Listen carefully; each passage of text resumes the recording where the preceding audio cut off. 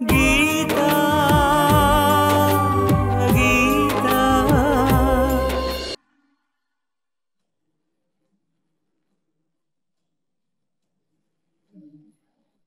ಆಮೇಲೆ ಒಂದು ವಿಷಯ, ಬದುಕಲ್ಲಿ ಬೇಕಾದಷ್ಟು ಕಷ್ಟಗಳು ಬರಬಹುದು, ಆದ್ರೆ ಅದಕ್ಕೆ ಹೆದರ್ಕೊಂಡು ಓಡ್ ಹೋಗ್ಬಾರ್ದು. ಧೈರ್ಯವಾಗಿ ಎದುರಿಸಿ ನಿಲ್ಬೇಕು. ಅರ್ಥ ಆಯ್ತಾ?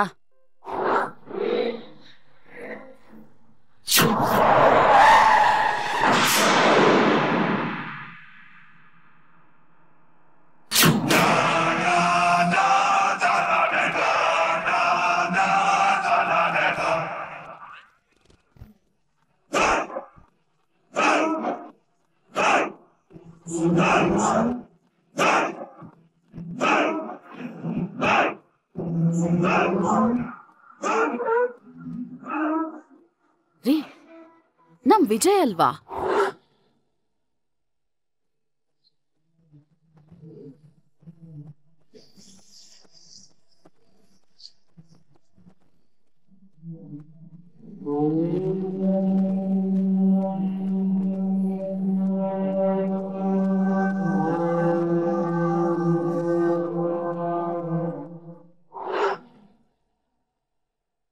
ವಿಜಿ, ಏನಾದ್ರೂ ಬೇಕಿತ್ತಾ ಅಥವಾ ನಮ್ ಕಾರ್ ನೋಡ್ ಮಾತಾಡೋಕ್ ಬಂದ್ಯಾ? ಅಮ್ಮ, ನಮ್ಮ ಫ್ರೆಂಡ್ ಅಪ್ಪನಿಗೆ ಸೀರಿಯಸ್ ಆಗಿದೆ ಅಂತಮ್ಮ, ಅದಕ್ಕೆ ಅವ್ರನ್ನ ಹಾಸ್ಪಿಟ್ಲಿಗೆ ಸೇರ್ಸೋಕೆ ನನ್ನ ಕಾರ್ ಕೊಟ್ಟು ಕಳಿಸ್ದೆ. ಇಫ್ ಯು ಡೋಂಟ್ ಮೈಂಡ್, ನನಗೆ ಮನೆ ತನಕ ಡ್ರಾಪ್ ಸಿಗುತ್ತಾ? ವಿಜಿ, ಅದನ್ನು ಕೇಳ್ಬೇಕೇನ? ಬಾ ಕೂತ್ಕೋ ಬಾ. ಥ್ಯಾಂಕ್ ಯು ಅಪ್ಪ.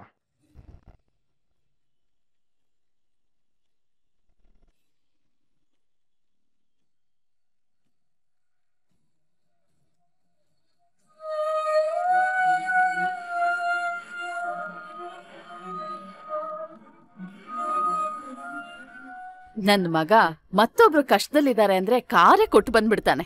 ಗುಣದಲ್ಲಿ ಅಪ್ರಂಜಿ.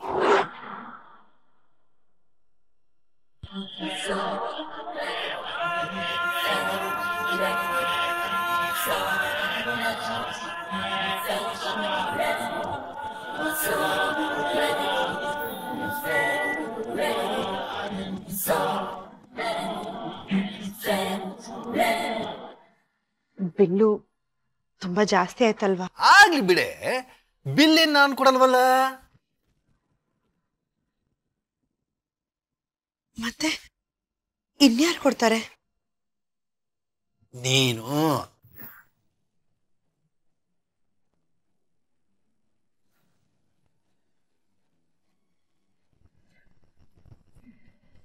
ರೀ, ಸುಮ್ನೆ ಇರ್ರಿ, ತಮಾಷೆ ಮಾಡ್ಬೇಡಿ. ರೇ, ಈ BP ಶ್ರೀನಿವಾಸ ಯಾವತ್ತು ತಮಾಷೆ ಮಾಡೋದೇ ಇಲ್ಲ. ರೀ, ನನ್ನ ಹತ್ರ ಅಷ್ಟೊಂದು ದುಡ್ಡು ಎಲ್ಲಿದೆ? ನೀನ್ ಹೇಳಿದ್ದನ್ನೇ ಹೇಳ್ತಾ ಇದ್ದೀನಿ ಅರ್ಧಾಂಗಿ. ಬೆಲೆ ಅನ್ನೋದು ನಾವು ಕೊಡೋದ್ರಲ್ಲಿ ಇರುತ್ತೆ ಹೊರತು ಇರೋದ್ರಲ್ಲಿ ಇರೋದಿಲ್ಲ ಅಂದೆ ಅಲ್ಲ. ದುಡ್ಡೇ ಜೀವನ ಅಲ್ಲ, ಬದುಕೋಕೆ ದುಡ್ಡೇ ಮುಖ್ಯ ಅಲ್ಲ, ಅದಿಲ್ದೇನೆ ಬದುಕ್ಬೋದು ಅಂತ ಘಂಟಾಘೋಷವಾಗಿ ಹೇಳಿದೆ. ಈಗ ನಿನ್ನ ಹತ್ರ ದುಡ್ಡಿಲ್ಲ.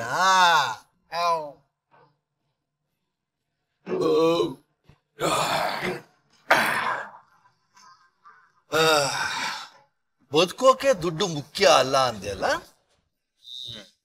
ಈಗ ದುಡ್ಡು ಹ್ಯಾಕ್ ಕೊಟ್ಟು ಬರ್ತೀವಿ ನೋಡ್ತೀನಿ. ರೀ, ಎಂತ ಕೆಲಸ ಮಾಡ್ತಾ ಇದ್ದೀರಾ? ಏನ್ ಮಾಡ್ತಿದ್ದೀರಾ ನೀವು? ಪಾಠ ಕಲಿಸ್ತಾ ಇದ್ದೀನಿ. ದುಡ್ಡಿಲ್ದೆ ಪಾಠ ಕಲಿಸ್ತಾ ಇದ್ದೀನಿ. ಬೇರೆ ಪಾರ್ಸಲ್ ರೆಡಿ ಏನಪ್ಪ? ಕೂತ್ಕೋ ಸುಶೀಲ.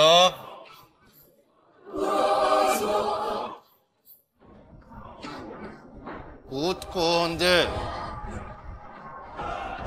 ಪಾರ್ಸಲ್ ಕೊಡಪ್ಪ.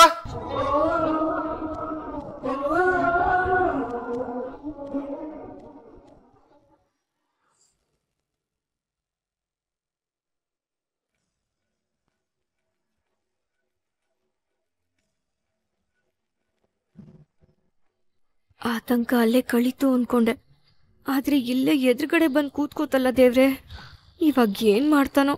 ಮಾತಲ್ಲೇ ಕಾಡ್ತೀನಿ, ಅದೇ ಮಾತು ಮುಗಿಯಷ್ಟರಲ್ಲೇ ನಿನ್ನ ಲಾಕ್ ಮಾಡ್ತೀನಿ. ಏನಮ್ಮ ಇದು? ನಮ್ಮ ಕಾರಲ್ಲಿ ಯಾರೋ ಬೇರೆಯವ್ರು ಬಂದು ಕೂತಿದ್ದಾರೆ. ಅಪ್ಪ, ನಿಮ್ಮ ಸಮಾಜ ಸೇವೆನಾ? ಸರಿಯಾಗಿ ಗೆಸ್ ಮಾಡಿದೆ ಮಗನೇ. ಮತ್ತೆ ನಮ್ ವಿಜಯ್ದು ಸೂಕ್ಷ್ಮ ದೃಷ್ಟಿ. ನಿಜಾಮ, ನನ್ನ ದೃಷ್ಟಿಗೆ ಬಿದ್ದಿದ್ದು ಯಾವತ್ತೂ ಮರೆಯಾಗಲ್ಲ.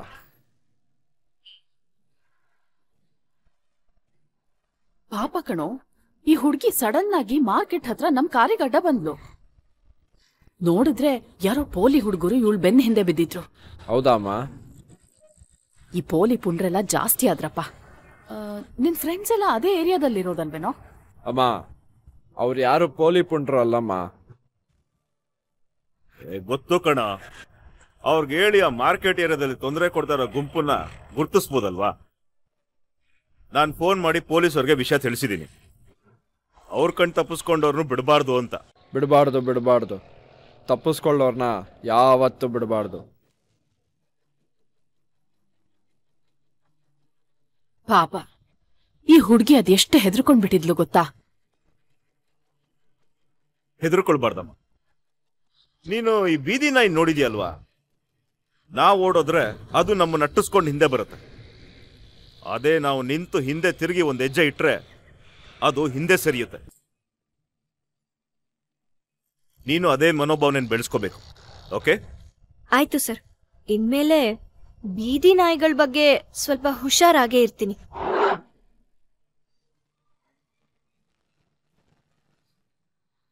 ಡ್ರೈವರ್, AC ಆನ್ ಇದೆ ತಾನೆ? ಆನ್ ಇದೆ ಸರ್. ಮೈಯೆಲ್ಲ ನಡುಗ್ತಾ ಇದೆ. ಪಾಪ, ಈ ಹುಡುಗಿ ಮುಖಕ್ಕೆ ಬಟ್ಟೆ ಕಟ್ಕೊಂಡು ಕೂತಿದ್ದಾರೆ. ಏನಾದ್ರೂ ಸಮಸ್ಯೆನಾ? ಈಗಿನ ಕಾಲದ ಹುಡುಗಿರ್ಗೆ ಇದೊಂದು ಅಭ್ಯಾಸ ಕಣೋ. ಮುಖ ಎಲ್ಲಿ ಟ್ಯಾನ್ ಆಗ್ಬಿಡುತ್ತೋ ಅಂತ ಬಟ್ಟೆಯಲ್ಲಿ ಮುಖ ಮುಚ್ಕೊಂಡು ಓಡಾಡ್ತಾರೆ. ಈ ಹುಡುಗಿ ಎದುರುಕೊಂಡಾಗಿಂದ ಏನ್ ಮಾಡ್ಬೇಕು ಅಂತ ಗೊತ್ತಾಗ್ತಾ ಇಲ್ಲ. ಇನ್ನ ಯಾರು ನಿನ್ನ ಟಚ್ ಮಾಡಕ್ ಆಗೋದಿಲ್ಲ. ಆರಾಮಾಗಿ ಕುತ್ಕೊಂಬ. ಅಂದ್ರೆ ಕಷ್ಟಪಟ್ಟು ವೇಲಲ್ಲಿ ಕಟ್ಟಿರೋ ಮುಖಕ್ಕೆ ಚೂರು ಸ್ವತಂತ್ರ ಕೊಡಿ ಅಂತ.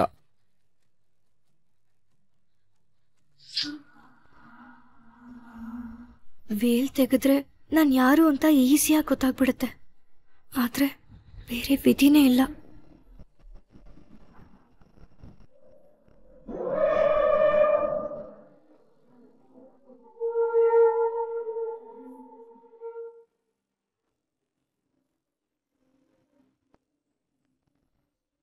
ಮೇಡಮ್, ಬೇರೆ ಇನ್ನೂ ಏನಾದರೂ ಆರ್ಡರ್ ಮಾಡೋದಿದೆಯಾ? ಇಲ್ಲಪ್ಪ, ಬೇರೆ ಏನ್ ಬೇಡ. ಏನೋ ನಿಮ್ಮಂಥ ಕಸ್ಟಮರ್ಗಳು ದಿನಕ್ಕೊಂದು 10 ಜನ ಬಂದ್ಬಿಟ್ರೆ ಬೇರೆ ಗಿರಾಕಿಗಳೇ ಬೇಡ ನೋಡಿ. ಲೋ ಸಪ್ತಗಿರಿ, ಸರ್ ಕಸ್ಟಮರ್ ಜೊತೆ ಏನೋ ನಿನ್ ಮಾತುಕತೆ? ಸರ್, ಬಿಲ್ಲು ಬಿಲ್ ಕೊಡ್ತಾರ ಬಿಡ.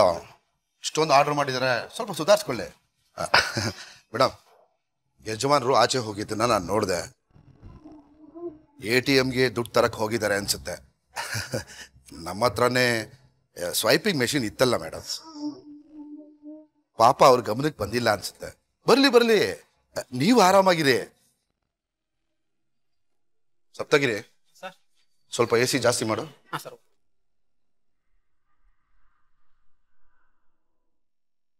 ಅಯ್ಯೋ ದೇವ್ರೆ, ನಾನು ಒಳ್ಳೆ ಬಿಟ್ಟು ಹೊರಟೋದ್ರು. ನನ್ನ ಹತ್ರ ಬೇರೆ ನಯ ಪೈಸೆ ಇಲ್ಲ.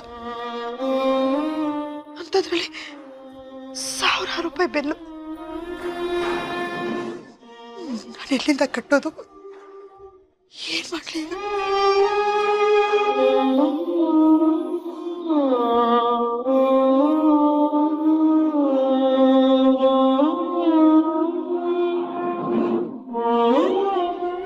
ಇರೋ ವಿಷಯನ ಮ್ಯಾನೇಜರ್ ಹತ್ರ ಹೇಳ್ಬಿಡ್ತೇನೆ.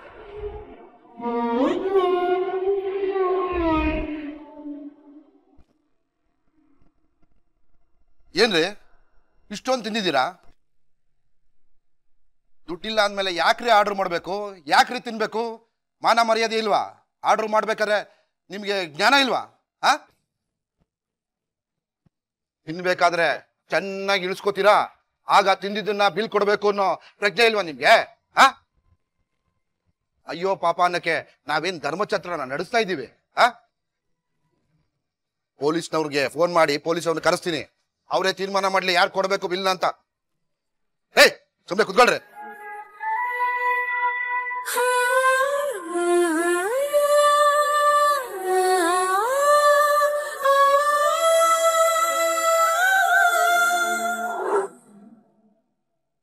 ಯಾಕ್ರಿ ಒಂದು ವೇಲ್ ತೆಗಿಯಕ್ಕೆ ಇಷ್ಟೊಂದು ಒದ್ದಾಡ್ತಿದ್ದೀರಾ? ತಪ್ಪು ಮಾಡಿದವ್ರು ಮಾತ್ರ ಮುಖ ಮುಚ್ಕೊಂಡು ಬದುಕ್ತಾರೆ ಅಂತ ನಮ್ಮಮ್ಮ ಯಾವಾಗಲೂ ಹೇಳ್ತಿರ್ತಾರೆ.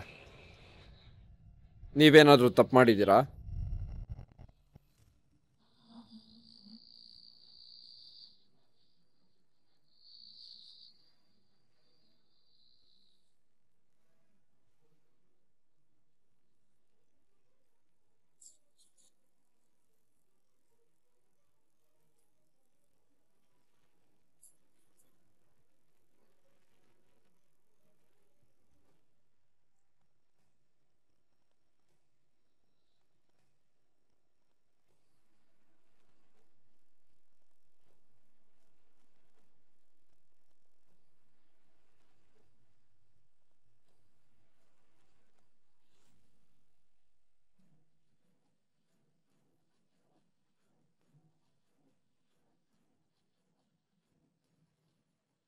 ಯಾಕಮ್ಮ, ಏನಾಯ್ತು?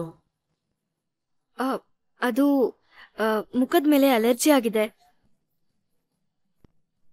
ಇನ್ಫೆಕ್ಷನ್ ಆಗಿದೆ.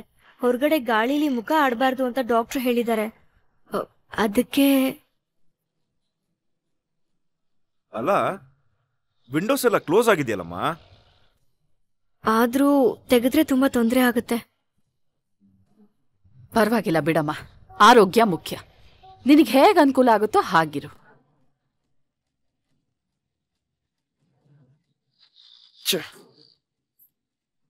ಮಿಸ್ ಆಯ್ತು. ಹೋಗೋ ದಾರಿಲಿ ಯಾವ್ದೋ ಕಾಲೋನಿ ಬರುತ್ತೆ ಅಂತ ಹೇಳ್ತಿಯಲ್ಲ, ಯಾವ್ದಮ್ಮ? ಯಾವ ಕಾಲೋನಿ ನಿಮ್ಮನೆ? ರೀ, ನೀರ್ ಕುಡಿ. ತಗೋಮ್ಮ. ಅದು ನೀರೇನ್ ಬೇಡ, ಪರವಾಗಿಲ್ಲ ಆಂಟಿ, ಸರಿ ಹೋಗುತ್ತೆ. ಥ್ಯಾಂಕ್ಸ್. ನಾಟಕ ಮಾಡ್ತಿದ್ಯಾ? ಮಾಡು ಮಾಡು. ಇವತ್ತು ನೀನು ಏನೇ ಮಾಡಿದ್ರೋ ನನ್ನ ಕೈಯಿಂದ ತಪ್ಪಿಸ್ಕೊಳ್ಳೋಕೆ ಸಾಧ್ಯನೇ ಇಲ್ಲ. ನೀರು ನೀನು ಕುಡಿದೇ ಇದ್ರೂ ಪರವಾಗಿಲ್ಲ, ನಾನು ಕುಡಿಸ್ತೀನಿ. ನೀನು ಚಕ್ರವ್ಯೂಹದಲ್ಲಿ ಸಿಕ್ಕಾಕೊಂಡಿದ್ಯಾ, ನೋಡ್ತೀನಿ ನನ್ನಿಂದ ನೀನು ಅದು ಹೇಗೆ ತಪ್ಪಿಸ್ಕೊಳ್ತೀಯಾ ಅಂತ.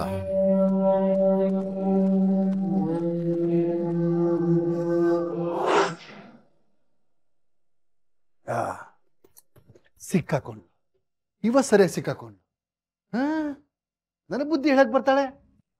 ಥಿಯರಿ ಹೊಡಿಯೋ ಸುಲಭ, ಪ್ರಾಕ್ಟಿಕಲ್ ಪಾಠ ಮಾಡೋದು ಬಹಳ ಕಷ್ಟ.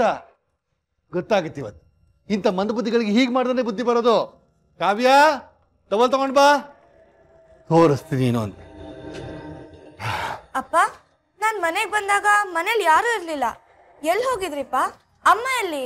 ನಿಮ್ಮಮ್ಮ ಬರೋದು ಬಹಳ ಲೇಟ್ ಆಗ್ಬಹುದು, ಟೆನ್ಷನ್ ಮಾಡ್ಕೋಬೇಡ. ಪಾರ್ಸಲ್ ತಂದಿದ್ದೀನಿ, ಹೋಗು ಊಟ ಮಾಡು. ಹೋಗು ಹೋಗು, ಚೆನ್ನಾಗಿ ತಿನ್ನು. ಇದು ರಾಮ ಮಂದಿರ, ನಾ ಶ್ರೀರಾಮಚಂದಿರ. ನನಗೆ ನಾ ಜೊತೆಯಾಗಿರಲು ಬದುಕು ಬಹಳ ಸುಂದರ. ಅಪ್ಪ, ಅಮ್ಮ ಎಲ್ಲಿ ಹೋಗಿದ್ದಾರೆ ಅಂತ ನಿಮಗೆ ಗೊತ್ತಾ? ಗೊತ್ತು, ಅವಳನ್ನ ನಾನೇ ಬಿಟ್ಟು ಬಂದೆ. ನಾನು ಮನೆಗೆ ಬಂದ ತಕ್ಷಣ ದುಡ್ಡಿಲ್ಲದೆ ಜೀವನ ಮಾಡ್ಬೋದು ಅಂತ ಉದ್ದುದ್ದ ಭಾಷಣ ಮಾಡ್ತಾ ಇದ್ಲು ನನಗೆ. ಅದಕ್ಕೆ ಅದನ್ನ ನಿರೂಪಿಸುವಂತ ನೆಮ್ಮದಿಯಾಗಿ ಬಿಟ್ಟು ಬಂದಿದ್ದೀನಿ. ಅಪ್ಪ, ನೀವೇನ್ ಹೇಳ್ತಿದ್ದೀರೋ ನನಗೆ ಅರ್ಥ ಆಗ್ತಿಲ್ಲ. ಸದ್ಯಕ್ಕೆ ನಿಮ್ಮ ಅಮ್ಮಂಗೆ ಅರ್ಥ ಆದ್ರೆ ಸಾಕು. ಅವಳಿಗೆ ಅರ್ಥ ಆದ್ರೆ ನಿಮಗೆ ಸರಿಯಾಗಿ ಪಾಠ ಮಾಡಿಸ್ತಾಳೆ. ಜೀವನ ಅನ್ನೋದು ಮಾತಿನ ಮಾಟದಲ್ಲ, ನೋಟಿನ ಓಟದಲ್ಲಿ ಅನ್ನೋದು ಮನದಟ್ಟಾಗಿರುತ್ತೆ. ಏನ್ ಹೇಳ್ತಿದ್ದೀರಪ್ಪ? ನಿಮ್ಮ ಅಮ್ಮನೇ ಬರ್ತಾಳೆ, ಕೇಳುವಂತೆ ಹೋಗು. ಬಹಳ ಅಪರೂಪಕ್ಕೆ ನೆಮ್ಮದಿಯಾಗಿದ್ದೀನಿ. No question, only silence. ಅಪ್ಪ, ಹೋಗಿ